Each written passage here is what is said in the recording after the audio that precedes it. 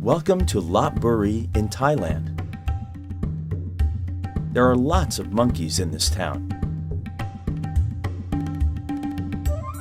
Every year, on the last Sunday of November, there's a special festival for these monkeys.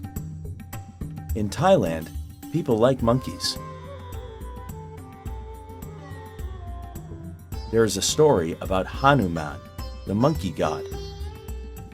Hanuman is very popular. At the festival, people wear monkey costumes and dance. They give food and water to the monkeys too.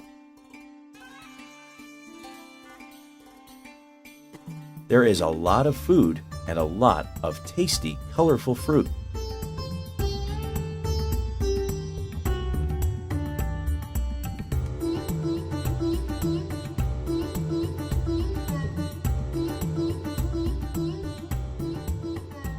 A lot of tourists visit the festival.